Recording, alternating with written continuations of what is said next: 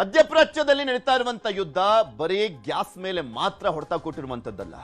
ಅಲ್ಲಿ ಪ್ರಮುಖವಾಗಿ ನಾವು ನೋಡ್ತಾ ಇದ್ವಲ್ಲ, ಮಾರುಕಟ್ಟೆ ಮೇಲೂ ಕೂಡ ಹೊಡೆತ ಕೊಟ್ಟಿದೆ, ಕೆಮಿಕಲ್ಸ್ ಮೇಲೆ ಹೊಡೆತವನ್ನ ಕೊಟ್ಟಿರುವಂತದ್ದು. ಈ ರೀತಿಯಾಗಿ ಚೈನ್ ಲಿಂಕು ಅಲ್ಲಿ ಹರ್ಮುಜ್ ಬಂದಾಗಿರುವಂತ ಹಿನ್ನೆಲೆ ನಾವು ನೋಡ್ತಾ ಇದ್ವಲ್ಲ, ಡ್ರೈ ಫ್ರೂಟ್ಸ್ ಮೇಲೂ ಕೂಡ ಹೊಡೆತ ಕೊಟ್ಟಿದೆ, ಇಂಪೋರ್ಟ್ ಎಕ್ಸ್ಪೋರ್ಟ್ ಮೇಲೆ ಹೊಡೆತವನ್ನ ಕೊಟ್ಟಿರುವಂತದ್ದು. ಎಲ್ಲದ್ರ ಮೇಲೂ ಕೂಡ ಹರ್ಮುಜ್ ಜಲಸಂಧಿ ಬಂದಾದಂತ ಹಿನ್ನೆಲೆಯಲ್ಲಿ ಸಾಕಷ್ಟು ಪರಿಣಾಮವನ್ನ ಬೀರಿದೆ. ಇರಾನ್ ವರ್ಸಸ್ ಇಸ್ರೇಲ್ ನಡುವಿನ ಯುದ್ಧದ ಎಫೆಕ್ಟ್ ಇದು. ಬಳ್ಳಾರಿ ಜೀನ್ಸ್ ಉದ್ಯಮಕ್ಕೂ ಕೂಡ ಯುದ್ಧದ ಹೊಡೆತ. ಜೀನ್ಸ್ ಕಾರ್ಖಾನೆಗಳಿಗೆ ಕೆಮಿಕಲ್ ಸಂಪೂರ್ಣವಾಗಿ ಸ್ಥಗಿತ ಆಗಿದೆ. ಸ್ಥಗಿತ ಆದಂತ ಹಿನ್ನೆಲೆಯಲ್ಲಿ ದೊಡ್ಡ ಸಮಸ್ಯೆಯನ್ನು ಎದುರಿಸ್ತಾ ಇದ್ದಾರೆ. ಗಲ್ಫ್ ರಾಷ್ಟ್ರಗಳಿಂದ ಶಿಪ್ ಮೂಲಕ ಬರ್ತಾ ಇದ್ದಂತ ಕೆಮಿಕಲ್ಸ್ ವಾರ್ ಎಫೆಕ್ಟ್ ನಿಂದ ಕೆಮಿಕಲ್ ಕಲರ್ಸ್ ಸಂಪೂರ್ಣ ಸ್ಥಗಿತಗೊಂಡಿದೆ. ಕೆಮಿಕಲ್ ಕಲರ್ಸ್ ಇಲ್ಲದೆ ಜೀನ್ಸ್ ಉದ್ಯಮಕ್ಕೆ ಸಂಕಷ್ಟ ಎದುರಾಗಿರುವಂತದ್ದು. ಯುಗಾದಿ, ರಂಜಾನ್ ಹಬ್ಬಕ್ಕೆ ದುಬೈ ಸೇರಿದಂತೆ ಗಲ್ಫ್ ರಾಷ್ಟ್ರಗಳಿಗೆ ರಫ್ತಾಗ್ತಾ ಇದ್ದಂತ ಬಳ್ಳಾರಿ ಜೀನ್ಸ್ ಬಟ್ಟೆಗಳು, ರಂಜಾನ್ ಹಬ್ಬಕ್ಕೆ 20 ಲಕ್ಷ ಜೀನ್ಸ್ ಪ್ಯಾಂಟ್ಗಳು, ಬಟ್ಟೆಗಳು ಹೋಗ್ಬೇಕಾಗಿತ್ತು ಕೊಲ್ಲಿ ರಾಷ್ಟ್ರಗಳಿಗೆ, ಆದ್ರೆ ರಫ್ತಾಗ್ತಾ ಇಲ್ಲ. ಇದೀಗ ಜೀನ್ಸ್ಗೆ ಲೇಪನದ ಕಲರ್ ಕೊರತೆ ಹಿನ್ನೆಲೆಯಲ್ಲಿ 50% ಉತ್ಪಾದನೆ ಕುಸಿತಗೊಂಡಿದೆ.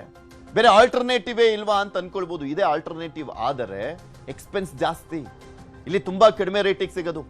ಬೇರೆ ಕಡೆಯಿಂದ ತರಿಸಿದ್ರೆ ಡಬಲ್ ರೇಟ್ ಕೊಡಬೇಕಾಗತ್ತೆ. ಇಂಪೋರ್ಟು ಎಕ್ಸ್ಪೋರ್ಟ್ ಎಲ್ಲದರ ರೇಟು ಕೂಡ ಜಾಸ್ತಿ ಆಗ್ತಾ ಇದೆ.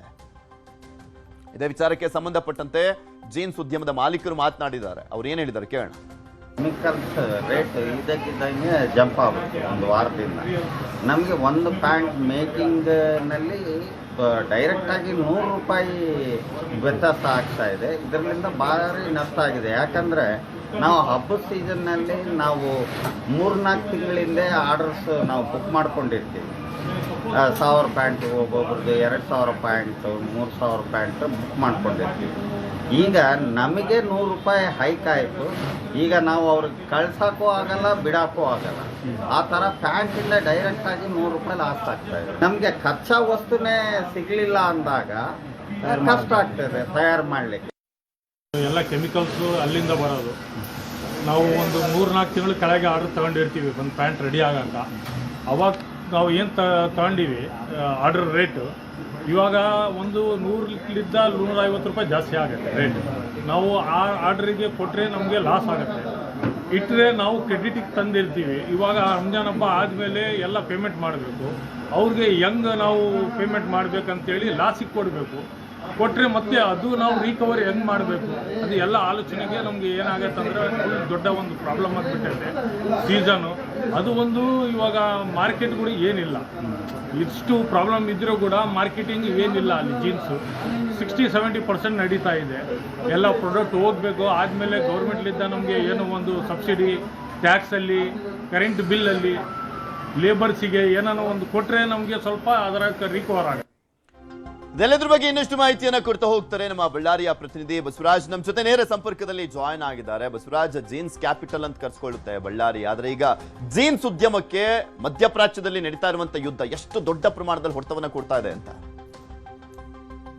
ಪೃಥ್ವಿರಾಜ್, ಇರಾನ್ ಮತ್ತು ಇಸ್ರೇಲ್ ನಡುವಿರ್ತಕ್ಕಂಥ ಯುದ್ಧದ ಎಫೆಕ್ಟ್ ಬಳ್ಳಾರಿಯ ಜೀನ್ಸ್ ಉದ್ಯಮದ ಮೇಲೆ ಕೂಡ ತಟ್ಟಿರ್ತಕ್ಕಂಥದ್ದು. ಜೀನ್ಸ್ ಉದ್ಯಮ ಸಂಪೂರ್ಣವಾಗಿ 50% ಉತ್ಪಾದನೆ ಕೂಡ ಕುಸಿತ ಆಗಿರ್ತಕ್ಕಂಥದ್ದು.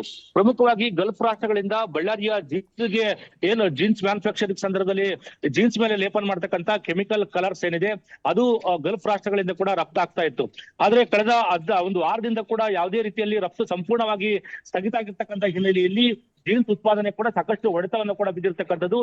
ಇರ್ತಕ್ಕಂಥ ಇಲ್ಲಿ ಸ್ಥಳೀಯ ಬೇರೆ ಬೇರೆ ರಾಜ್ಯಗಳಿಂದ ಕೂಡ ಸಿಗ್ತಕ್ಕಂಥ ಕೆಮಿಕಲ್ಸ್ ಇನ್ ಕಲರ್ಸ್ ಇದೆ, ಅದು ಕೂಡ ಅದರ ದರ ಕೂಡ ದುಪ್ಪಟ್ಟಾಗಿರ್ತಕ್ಕಂಥದ್ದು. 40 ರೂಪಾಯಿ ಕೆಜಿ ಸಿಗ್ತಕ್ಕಂಥ ಕಲರ್ ಈಗ 150 ರೂಪಾಯಿ ಕೆಜಿ ಕೂಡ ಸಿಗ್ತಾ ಇರ್ತಕ್ಕಂಥದ್ದು. ಆ ನಿಟ್ಟಿನಲ್ಲಿ ಕೂಡ ಜೀನ್ಸ್ ಉದ್ಯಮ ಕೂಡ ಸಾಕಷ್ಟು ಹೊಡೆತವನ್ನ ಕೂಡ ಕೊಟ್ಟಿರ್ತಕ್ಕಂಥದ್ದು. ಯಾಕಂತಂದ್ರೆ ಇದು ಕೇಳಿ ರಂಜಾನ್ ಮತ್ತು ಯುಗಾದಿ ಸಂದರ್ಭದಲ್ಲಿ, ಅದರಲ್ಲೂ ರಂಜಾನ್ ಸಂದರ್ಭದಲ್ಲಿ ಗಲ್ಫ್ ರಾಷ್ಟ್ರಗಳಿಗೆ ಬಳ್ಳಾರಿ, ಸೌದಿ ಅರೇಬಿಯಾ ಸೇರಿದಂತೆ ಬೇರೆ ಬೇರೆ ರಾಷ್ಟ್ರಗಳು ಕೂಡ ಬಳ್ಳಾರಿಯ ಜೀನ್ಸ್ ಕೂಡ ಎಕ್ಸ್ಪೋರ್ಟ್ ಆಗ್ತಾ ಇತ್ತು.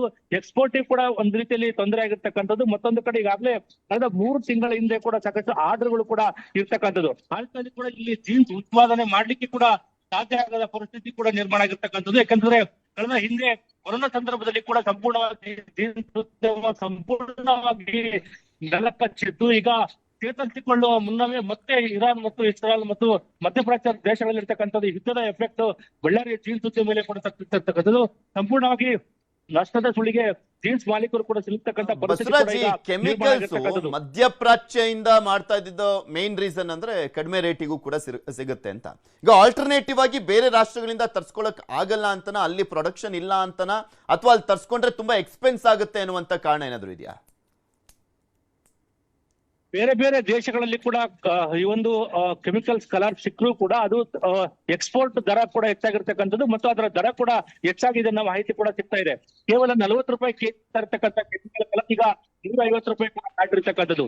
ಆದ್ರೆ ಗಲ್ಫ್ ರಾಷ್ಟ್ರಗಳಲ್ಲಿ ಏನು ಇದುವರೆಗೂ ಕೂಡ ಎಕ್ಸ್ಪೋರ್ಟ್ ಆಗ್ತಾ ಇತ್ತು ಅದು ಕೇವಲ 40 ರೂಪಾಯಿ ಕೆಜಿ ಕೂಡ ಸಿಗ್ತಾ ಇತ್ತು. ಅದರಿಂದ ಸಾಕಷ್ಟು ಅನುಕೂಲ ಕೂಡ ಆಗ್ತಾ ಇತ್ತು. ಆದ್ರೆ ಇದು ಎಲ್ಲ ಒಂದು ಕಡೆ ಹೆಚ್ಚಿನ ದುಪ್ಪಟ್ಟು ದರಕ್ಕೆ ತಂದು ನಮಗೆ ನಷ್ಟದ ಒಂದು ಹೊರೆ ಕೂಡ ಆಗುತ್ತೆ ಅನ್ನೋ ಅಭಿಪ್ರಾಯವನ್ನು ಕೂಡ ಜೀನ್ಸ್ ಮಾಲೀಕರು ಕೂಡ ಹೇಳ್ತಕ್ಕಂಥದ್ದು. ಯಾಕಂತಂದ್ರೆ ಈಗಾಗಲೇ ಬೇರೆ ಬೇರೆ ಗಲ್ಫ್ ರಾಷ್ಟ್ರಗಳಿಗೆ ಜೀನ್ಸ್ ಎಕ್ಸ್ಪೋರ್ಟ್ ಮಾಡ್ಲಿಕ್ಕೆ ಕೂಡ ಸಾಕಷ್ಟು ಆರ್ಡರ್ಗಳು ಕೂಡ ಬಂದಿರತಕ್ಕಂಥದ್ದು.